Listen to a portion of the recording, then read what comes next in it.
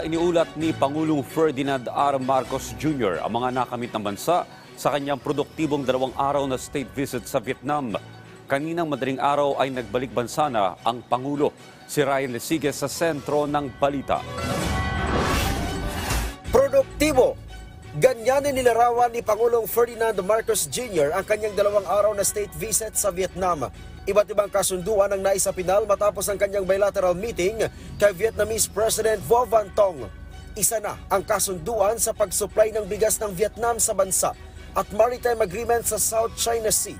Sa supply ng bigas, pumayag ang Vietnam sa 5 taong pagsusupply sa Pilipinas na aabot sa 1.5 million hanggang 2 milyong metriko toneladang bigas kada taon sa abot kayang presyo. Tayo ay number 2 yata na importer galing sa Vietnam.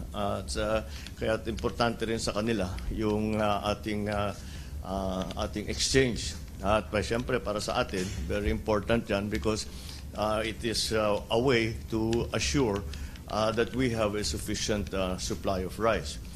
Nagsimula sa ganyan, ngunit siyempre lumawak na ang usapan at napunta sa mga iba't ibang bagay hanggang sa security, hanggang sa agri, hanggang sa transfer of technology. Napagkasunduan din ang Rice Trade Cooperation para sa paggawa ng framework para matiyak ang rice cooperation ng dalawang bansa.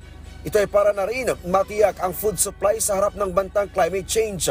Nangako rin ang Vietnam ng tulong para mapalakas ang agrikultura at pangingisda sa Pilipinas. Pumupunta naman talaga sila, yung kanilang mga researcher, yung kanilang mga scientifico, at saka yung kanilang mga magsasaka, ay pumupunta sa IRRI at madalas sila nandun and to develop some of the new varieties, to develop some of the new techniques in the cultivation of rice.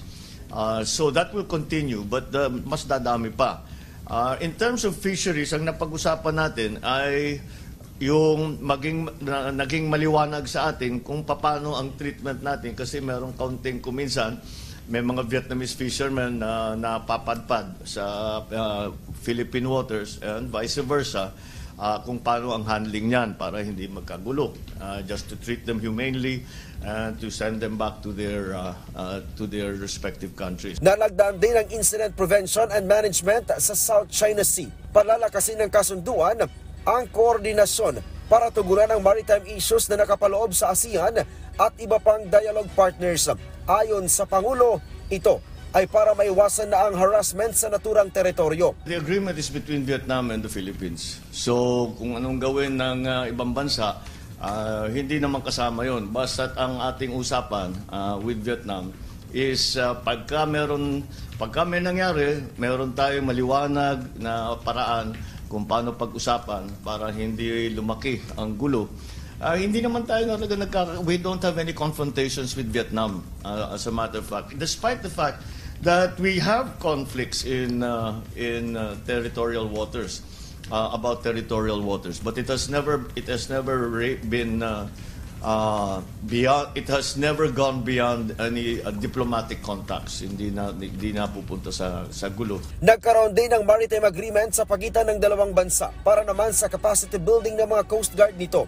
Ito ay sa pamamagitan ng Joint Coast Guard Committee na naglalayong isulong ang pagpapalakas ng PCG at Vietnamese Coast Guard. Kung hindi natin matapos ang Code of Conduct with ASEAN and China, ay sabi ko, gawin natin bilateral lang muna ng members of ASEAN para naman hindi na natin kailangan alalahanin na magkakaproblema tayo sa Vietnam, magkakaproblema tayo sa Brunei, magkakaproblema tayo sa Malaysia, etc., etc. So that's the effort that we're trying to do. Ryan Lesigue para sa Bayan.